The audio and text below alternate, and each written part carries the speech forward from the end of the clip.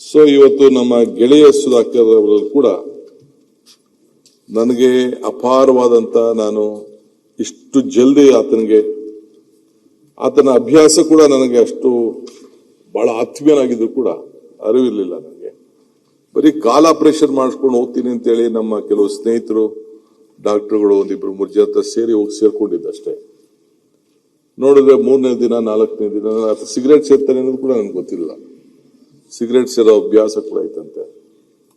ಸಾಯಂಕಾಲ ಸೇರ್ತಿದ್ವು ಕೆಲವು ಸಂದರ್ಭದಲ್ಲಿ. ಆಗ ಬೇಕಾದಷ್ಟು ಚರ್ಚೆಗಳು ವಿಚಾರಗಳೆಲ್ಲ ನಡೀತಾ ಇತ್ತು. ಬಹಳ ಪ್ರಯತ್ನ ಮಾಡ್ದು ಆತನ ಉಳಿಸ್ಕೊಳ್ಬೇಕು ಅಂತೇಳಿ, ಬೇಕಾದಷ್ಟು ಹತ್ರ ಚರ್ಚೆ ಮಾಡ್ದು. ಸೊ ಕೊನೆಗೆ ಆತ ಕೊನೆ ಉಸಿರು ಹಿಡಿಬೇಕಾಯ್ತು. ಸೊ ಸರ್ಕಾರ ಅವ್ರಿಗೆ ಏನ್ ಗೌರವ ಕೊಡಬೇಕು ಕೊಟ್ಟು, ಅದು ಮುಖ್ಯ ಅಲ್ಲ. ಅದೇ ಸಾವನ್ನ ಬಹಳ ಕಷ್ಟದಿಂದ ಆತ ಒಪ್ಕೊಳ್ಬೇಕಾದಂತ ಒಂದು ಪರಿಸ್ಥಿತಿ ಬಂತು. ಕೃಷ್ಣ ಯಾವಾಗಲೂ ಕೂಡ ಸಾವನ್ನ ಒಪ್ಪಲೇಬೇಕು ಅನ್ನೋದನ್ನ ನಮ್ಗೆ ಮಾರ್ಗದರ್ಶನ ಕೊಟ್ಟಿದ್ದಾರೆ. ಬುದ್ಧರವರು ಸಾವನ್ನ ಉಳ್ಕೊಂಡು ಹೋಗ್ಬೇಕು ನೀವು ಅಂತ ಹೇಳ್ತಾರೆ. ಸಾವಿಲ್ಲದೆ ಮನೆಯೇ ಇಲ್ಲ, ಸಾಸಿವೆ ತೆಗೆದುಕೊಂಡು ಬಾ ಸಾವಿಲ್ಲದೆ ಹೋದ್ ಮನೇಲಿ ಅಂತ ಹೇಳಿ ನಮಗೆ ಮಾರ್ಗದರ್ಶನ ಕೊಟ್ಟದ್ದು ಕೂಡ ನಾವೆಲ್ಲ ನೋಡಿದ್ದೇವೆ. ಆದರೆ ಈ ಸಂದರ್ಭದಲ್ಲಿ ಹುಟ್ಟು ನಮ್ಮದು ಅಲ್ಲ, ಸಾವು ನಮ್ಮದಲ್ಲ, ಇದರ ನಡುವೆ ಬದುಕು ಬರುವುದು ಮಾತ್ರ ನಮ್ಮದು ಅನ್ನೋದು ಕೂಡ ನಾವೆಲ್ಲ ಅರ್ಥಕೊಳ್ಬೇಕಾಗಿದೆ.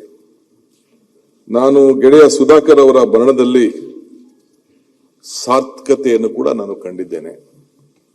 ಅವರೊಬ್ಬ ಸೌಮ್ಯ ಸ್ವಭಾವದ ಹಸನ್ಮುಖದ ಒಬ್ಬ ದೊಡ್ಡ ರಾಜಕಾರಣಿ. ನಾವು ಭಾರತ್ ಜೋಡೋ ಯಾತ್ರೆ ಮಾಡ್ತಿದ್ದೋ, ತಾವು ಕೂಡ ಇದ್ದೀರಿ, ತಾವದೇ ಪಾರ್ಲಿಮೆಂಟ್ ಕ್ಷೇತ್ರದಲ್ಲಿ ಇದ್ದೀರಿ. ಅವತ್ತು ಭೀಕರವಾದಂತಹ ಮಳೆ ನಮ್ಮ ಯಾತ್ರೆಗೆ ದೊಡ್ಡ ಅಡಚಣೆ.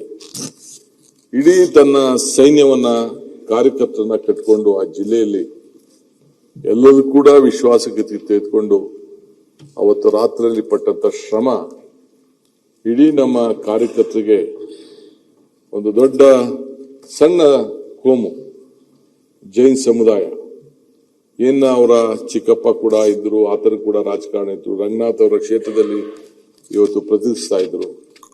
ಅಂತ ರಾಜಕಾರಣಿ ಬಹುಶಃ ಎಲ್ಲರೂ ಕೂಡ ಒಟ್ಟಿಗೆ ತೆಗೆದುಕೊಂಡೋಗಿ ರಾಜಕಾರಣವನ್ನ ಮಾಡಿದ್ದು ನಾವೆಲ್ಲ ನೋಡಿದ್ದೇವೆ. ಇವತ್ತು ಬಹಳ ದೊಡ್ಡ ಜವಾಬ್ದಾರಿಯನ್ನು ಹೊತ್ತು ಆ ಕಷ್ಟ ಕಾಲದಲ್ಲಿ ಇಡೀ ರಾತ್ರಿ ಅವನು ಪಟ್ಟಂತ ಶ್ರಮ ಅದನ್ನ ನೆನೆಸ್ಕೊಂಡು ರಾಹುಲ್ ಗಾಂಧಿ ಅವರು ನನಗೆ ಫೋನ್ ಮಾಡಿ, ಇಲ್ಲ ನಾನು ಆ ಕುಟುಂಬದ ಜೊತೆ ಮಾತಾಡಬೇಕು ಅಂತ ಹೇಳಿ ನನ್ನ ಫೋನ್ ಇಂದಾನೆ ಅವ್ರಿಗೆ ಕುಟುಂಬದವ್ರಿಗೆ ಮಾತಾಡಿ ಅವತ್ತು ಸಾಂತ್ವನ ಕೂಡ ಹೇಳಿದ್ರು. ಸೊ ಅವರ ಮೂರ್ತಿ ಚಿಕ್ಕದಾದ್ರೂ ಕೂಡ ಕೀರ್ತಿ ಬಹಳ ದೊಡ್ಡದು ಅನ್ನೋದನ್ನ ಆ ಕ್ಷೇತ್ರದ ಅಪಾರ ಜನ, ಆ ಜಿಲ್ಲೆಯವರೆಲ್ಲ ಕೂಡ ಇವತ್ತು ಸ್ಮರಿಸ್ಕೊಳ್ತಾರೆ. ಏನೇ ಅವ್ರಿಗೆ 2 ಪೋರ್ಟ್ಫೋಲಿಯೋ ಕೊಟ್ಟಿದ್ದು, ಪ್ಲಾನಿಂಗ್ ಸ್ಟ್ಯಾಟಿಸ್ಟಿಕ್ಸ್ ಮತ್ತು ಮುಜರಾಯ್. ಆಮೇಲೆ ನಾನೇ ರಾಮಲಿಂಗಾರೆಡ್ಡಿ ಅವ್ರಿಗೆ ಹೋಗಿ ರಿಕ್ವೆಸ್ಟ್ ಮಾಡ್ಕೊಂಡೆ, ಅವ್ರದ್ದೇನೋ ಸ್ವಲ್ಪ ಮುನ್ಸಿತ್ತು. ಆಗ ನಾನು ಹೋಗಿದ ತಕ್ಷಣ ಆ ಮುಜರಾಯ್ ತೆಗೆದ್ಬಿಟ್ಟು ರಾಮಲಿಂಗಾರೆಡ್ಡಿ ಅವ್ರಿಗೆ ಕೊಟ್ಟೆ. ಒಂದು ಮಾತು ಕೂಡ ಆಡ್ಲಿಲ್ಲ. ನಿನಗೋಸ್ಕರ ನಾನು ಪೋರ್ಟ್ಫೋಲಿಯೋನೇ ಇಲ್ಲದೆ ನನ್ನ ಕೆಲಸವನ್ನ ಮಾಡ್ಲಿಕ್ಕೆ ನಾನು ಬದ್ಧನಾಗಿದ್ದೇನೆ ಅನ್ನೋ ಒಂದು ಶಿಸ್ತು ನನ್ನ ಮಿತ್ರ, ಆತ್ಮೀಯ ಮಿತ್ರ ಸುಧಾಕರ್ ಅವರಲ್ಲಿತ್ತು.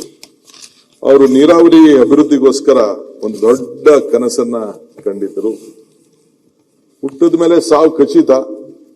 ನಾನು ಆಗಾಗ ಹೇಳ್ತಾ ಇರ್ತೀನಿ, ಮನುಷ್ಯನ ಹುಟ್ಟು ಆಕಸ್ಮಿಕವಾದ್ದು, ಸಾವು ಅನಿವಾರ್ಯ, ಜನನ ಉಚಿತ, ಮರಣ ಖಚಿತ ಅಂತ ಅನೇಕ ಸಂದರ್ಭದಲ್ಲಿ ಇಲ್ಲಿ ನಾನು ಮಾತಾಡಿದ್ದೇನೆ. ಸೊ ಇವತ್ತು ಹುಟ್ಟಿದ ಮೇಲೆ ಸಾವು ಖಚಿತ, ಶೋಕ ಮಾಡಬೇಕಾದ್ದು ಕರ್ತವ್ಯ, ಅದೇನು ಪ್ರಯೋಜನ ಇಲ್ಲ. ಆದರೆ ಅವರ ಪ್ರಮುಖವಾದಂತಹ ಕನಸುಗಳು, ಯೋಜನೆಗಳು ಆ ಜಿಲ್ಲೆಗೆ, ನೀರಾವರಿಗೆ ತಮ್ಮ ಜೊತೆಯಲ್ಲಿ ಕೈ ಜೋಡಿಸಿ ನೀರಾವರಿಗೆ ಏನು ಮಾಡಿದಂತ ಶ್ರಮ ಇದೆಯಲ್ಲ, ಅದು ನಿಜವಾಗ್ಲೂ ನಾನು ಒಪ್ಪಲೇಬೇಕಾದ್ದು. ಪ್ರತಿ ಹಂತದಲ್ಲೂ ಕೂಡ ನನ್ನ ಕೊನೆಗೆ ಆ ಜಿಲ್ಲೆಯಲ್ಲಿ ಇರುವಂತಹ ಒಂದು ನೀರಾವರಿ ಯೋಜನೆಗೆ ನನ್ನ ಕೈಯಲ್ಲಿ ಹೋಗಿ ಟ್ರಯಲ್ ರನ್ ಮಾಡಿಸ್ಬೇಕು ಅಂತೇಳಿ ಅವರು, ರಘುಮೂರ್ತಿಯವರು, ನಮ್ಮ ಪಪ್ಪಿಯವರು, ನಮ್ಮ ಗೋವಿಂದಪ್ಪನವರು, ಗೋಪಾಲ್ ಕೃಷ್ಣ ಅವರೆಲ್ಲ ಕೂಡ ನನ್ನ ಕರ್ಕೊಂಡೋಗಿ ಬಹಳ ದೊಡ್ಡ ಪ್ರಯತ್ನ ಮಾಡಿದ್ರು. ಬಟ್ ಆ ಟ್ರಯಲ್ ರನ್ ನನ್ನ ಕೈಲಿ ಅವರು ಬದುಕಿದಾಗ ಮಾಡಕ್ಕಾಗ್ಲಿಲ್ಲ. ಸೊ ಅವರ ನೆನಪಿನಲ್ಲಿ ನಾನು ಕೂಡ ಒಂದು ಏನು ಆ ಸಣ್ಣ ಒಂದು ನೀರಾವರಿ ಯೋಜನೆ ಇದೆ ಅವರ ಹೆಸರನ್ನ ನಾಮಕರಣ ಮಾಡಬೇಕು ಅಂತ ಹೇಳಿ ನಾನು ನಿರ್ಧಾರವನ್ನು ಕೂಡ ನಾನು ಮಾಡಿದ್ದೇನೆ. ಸೊ ಅದಕ್ಕೆ ಸುಧಾಕರ್ ಯಾವತ್ತೂ ಕೂಡ ಬಹಳ ದೊಡ್ಡ ಅಮರರು ಅಂತ ಹೇಳಿ ನಾನು ಭಾವಿಸ್ಕೊಂಡಿದ್ದೇನೆ.